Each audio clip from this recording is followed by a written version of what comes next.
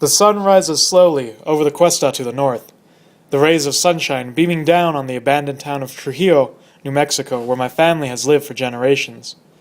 Trujillo, for those that don't know, is about 50 miles or so east of Las Vegas on Highway 104. This remote, desolate, and abandoned desert town seems inhospitable to anything except cows, roadrunners, and rattlesnakes. Yet I have fond memories of this place as a child, and a definite connection, although we've recently been disconnected. You see, my great-great-great-grandfather Juan Nepomuceno Lucero built the first adobe house here that my great-great-grandfather Blas Lucero was born and raised in. My great-grandfather Alejandro Lucero lived here his entire life until he died at the age of 99. My grandfather Tony Lucero was raised here until he graduated high school and joined the army. My father Antonio Lucero spent several years here working around Las Vegas, Trementina, and for the New Mexico Forest Service.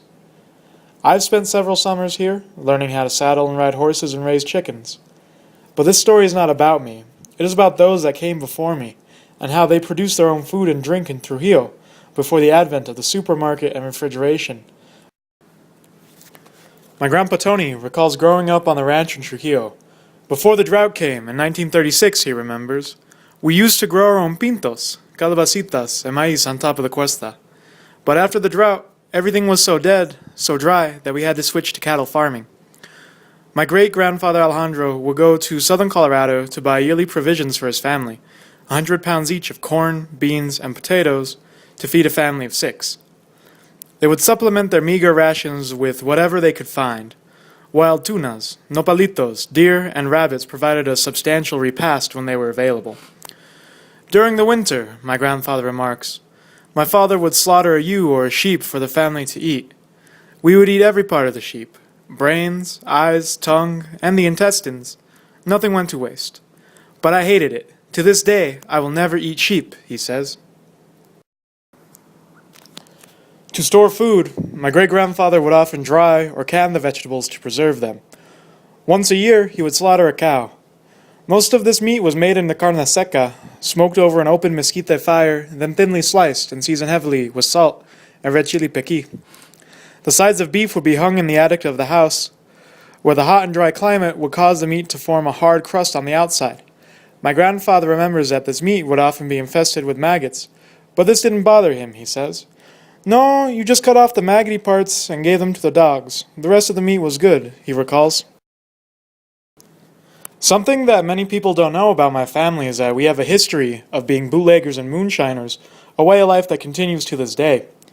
My father would often mention stories about mula, moonshine, made by my great-grandpa and some of his tios, and how it would taste terrible, but it would put hair on your chest, as he liked to say.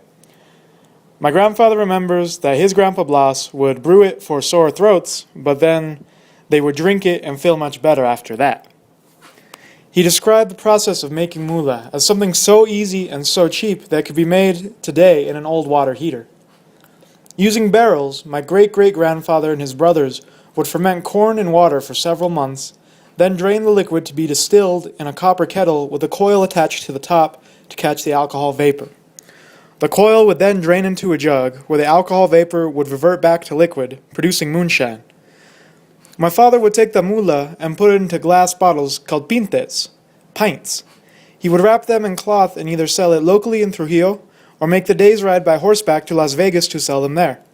He would charge about 50 cents a pinte, and he always returned with empty saddlebags.